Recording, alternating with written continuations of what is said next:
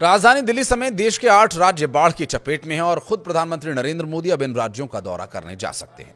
नमस्कार, मैं हूं आशीष त्रिपाठी। दिल्ली में बीते रोज यानी 5 सितंबर को यमुना का पानी धीरे धीरे कम होने लगा। हालांकि राजधानी के कई हिस्से अभी भी बाढ़ की चपेट में हैं। बारिश से पहाड़ी राज्यों से लेकर मैदानी इलाकों तक तबाही का मंजर हर ओर देखने को मिल रहा है। सूत्रों के मुताबिक जानकारी ये मिल रही है कि प्रधानमंत्री नरेंद्र मोदी बाढ़ प्रभावित राज्यों का दौरा करेंगे।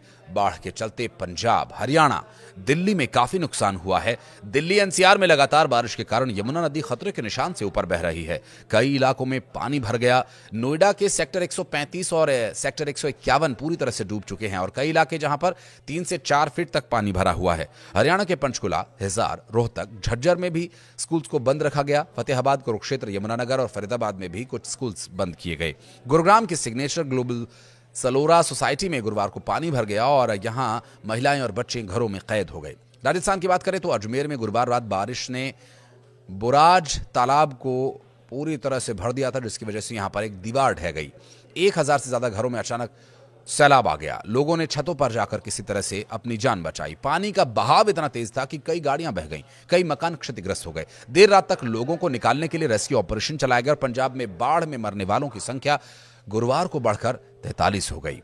राज्य के 23 जिलों के 1655 गांव, करीब 3.5 लाख से ज्यादा लोग और 1.71 लाख हेक्टेयर जमीन पर लगी फसल बर्बाद हो चुकी है। राज्य में अगले 5 दिन बारिश का कोई अलर्ट नहीं है। इससे बाढ़ से राहत मिल सकती है।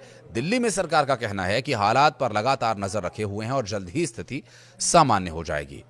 मुख्य बाढ़ पूर्वानुमान केंद्र के मुताबिक शुक्रवार 5 सितंबर रात 8 बजे पुराना जो लोहे वाला पुल दिल्ली में है, वहां पर यमुना जी का जो जलस्तर मापा जाता है 207.05 मीटर दर्ज किया गया, जो पहले बढ़ा हुआ था और 207.48 और 49 मीटर तक पहुंच गया था। ये एक दिन पहले सीजन का सबसे ऊंचा स्तर था और शाम 6 बजे जलस्तर 207.12 मीटर दर्ज किया गया।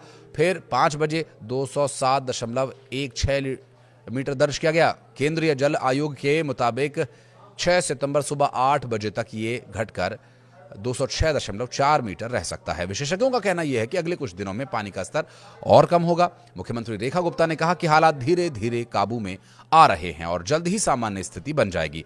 उन्होंने आयुक्त नीरज सिमवाल और सभी 11 जिलों के डीएम के साथ ऑनलाइन बैठक कर राहत और बचाव कार्यों की समीक्षा की। पीडब्ल्यूडी यानी लोक निर्माण विभाग के मंत्री प्रवेश वर्मा ने निगमबोध घाट और मोनेस्ट्री मार्केट जैसे इलाकों का दौरा किया। उन्होंने साफ किया कि सिविलाइंस इलाके में जो पानी जमा है वो यमुना की बाढ़ से नहीं बल्कि बारिश के वजह से हुए जलभराव की वजह से है। बाढ़ प्रभावित इलाकों से हजारों लोग विस्थापित होकर राहत शिविरों में पहुंचे हुए हैं। सरकार के अनुसार पूर्वी दिल्ली में 7,200 लोग प्रभावित हुए हैं और 7 राहत शिविर लगाए गए हैं। उत्तर पूर्वी दिल्ली में 5,200 लोगों के लिए 13 शिविर बनाए गए हैं। इसी तरह दक्षिण पूर्वी दिल्ली में 4,200 लोग प्रभावित हुए हैं। 8 राहत शिविरों में इन्हें ठहराया गया है। हालांकि शिविरों में रहने वाले लोग शिकायत ये कर रहे हैं कि वहां भोजन, पीने का पानी, सोने की पर्याप्त सुविधा नहीं है। पूर्व मुख्यमंत्री अरविंद केजरीवाल ने शास्त्री पार्क स्थित एक राहत शिविर का दौरा किया और लोगों ने उनसे कहा कि उन्हें बरसात में खुले आसमान के नीचे सोना पड़ रहा है। इस पर सरकार ने बयान जारी कर कहा कि शिविरों में दिन में 3 से 4 बार भोजन दिया जाता है और साफ पानी, शौचालय, ये सभी व्यवस्थाएं की गई हैं। राहत शिविरों में रहने वाले लोग अब बीमारियों की चपेट में आ रहे हैं क्योंकि डॉक्टर्स के पास लगातार बुखार, इन्फेक्शन और कई अन्य परेशानियों के मरीज पहुंच रहे हैं। बच्चों और बुजुर्गों में इसका ज्यादा असर दिखाई दे रहा है। बाढ़ का असर दिल्ली के पानी की सप्लाई पर भी दिख रहा है। यमुना जी में गाद और मैट में लेपन की वजह से वजीराबाद जल शोधन संयंत्र की क्षमता 20% घट गई है।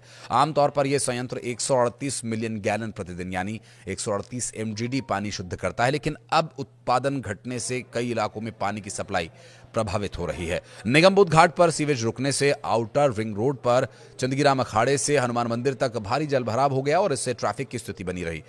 पुलिस को कई जगह पर डायवर्जन लगाना पड़ा। जिला प्रशासन ने लोगों को अब चेतावनी भी दी है कि यमुना में कोई नहाने या नाव चलाने या घूमने के लिए उतरा तो उसके खिलाफ कार्रवाई होगी। वर्षा और तेज हवा के चलते फसलों को भी नुकसान पहुंच रहा है। बीरपुर मंडल और यहां दंसाल से लगते क्षेत्रों में मक्की की फसल रह गई है। पंजाब की हम बात करें, जिले में 18,740 हेक्टेयर की मक्के की फसल खराब हो रही है, जिसमें तकरीबन 1/3 फसल को नुकसान पहुंचा है और 5,000 हेक्टेयर में लगी मक्की की फसल आंशिक या पूर्णतः ढह चुकी है।